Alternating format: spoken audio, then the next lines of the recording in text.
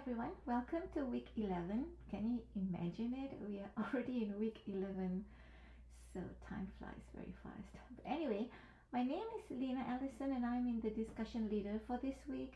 Here are my contact info in case you have questions about these slides or questions about the week as well. I'll be happy to answer any questions you have.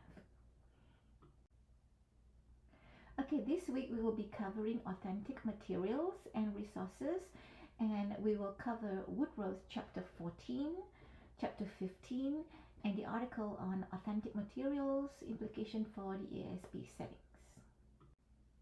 Now let's start with the role of an ESP practitioner. Woodrow indicates that the main role of an ESP practitioner is the provider of materials as well as designer of the ESP course. There are of course many ESP materials out there. They can be anything used by teachers or learners to facilitate the learning of the language itself.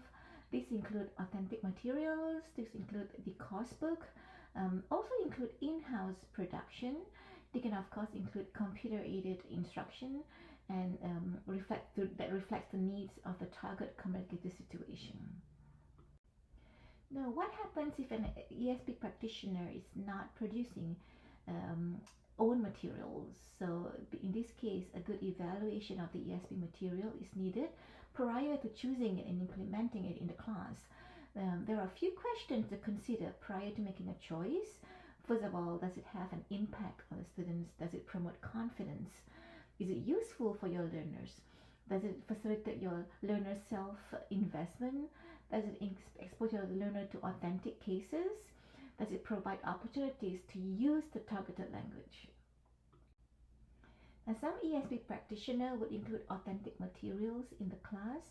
There are of course some pros and cons in using authentic materials in your class. Some of the advantages are the materials are interesting and it can lead to discussions. As for example, if you are using newspapers in the classroom, it can potentially lead to many other further discussions. So materials, example, the textbooks are actually very useful for scaffolding. The materials as well include authentic language that learners might not be exposed to. Now, the disadvantages.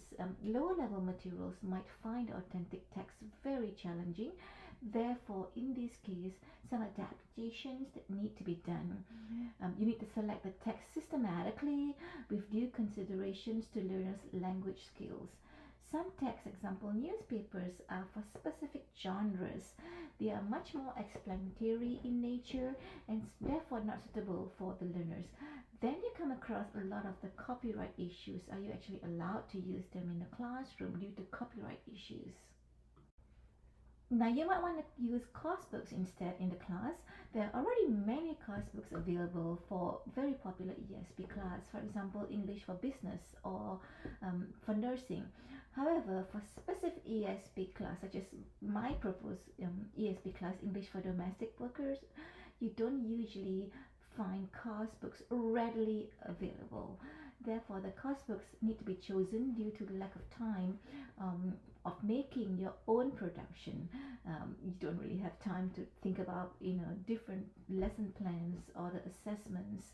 So then coursebook can also be adapted, right, to specific needs of the learners, such as taking into consideration their background, the learning objective, and the methodologies that need to be adapted. Now in chapter 15, Woodrow provides a really very generous list of all the resources that an ESP practitioner can use in class. I don't actually have all the items in the list here on this slide. You can actually get the full list in chapter 15. However, just to name a few, the ones which I like, the needs analysis framework, the word list, some journals, corpora podcasts, websites, the case study sources, PBL sources, and of course, if you take into consideration using technology, you have the WordPress, the blogs, the e-readers, blackboards. Okay, now we are moving on to the article on authenticity of materials in ESP. Many teachers find the use of authentic materials very beneficial. However, this topic is still considered very controversial and often up to debate for how effective it is being used in your class. We have very different definitions of authentic materials, such as it's produced by a real speaker or real writer, being real, being valid, being reliable, being credible. Mission 2005 said that authentic materials need the consideration of authorship, the originality, the activity, a learner's perception. Now, why use authentic materials in the class anyway? There's several reasons for it. Authentic materials can lead to interactive learning. It can also encourage your learners' creativity and discovery. They can gain awareness of the language used, thus invoke critical thinking. You can present real language, rich source of culture. You can also expose learners to authentic language that using real information extracted from real text. This is really bringing the real world into the class, and you can also have positive impact on student motivation. If you like to include authentic materials in your class, there are certain things that you would like to take into consideration. First of all, ESP is a very much learner-centered course. Therefore, you always need to think about what's needed by the course, what's needed by the learners. You can understand the nature of the student's subject area, because not all authentic materials are created equal. You might need to focus on different genres for the class.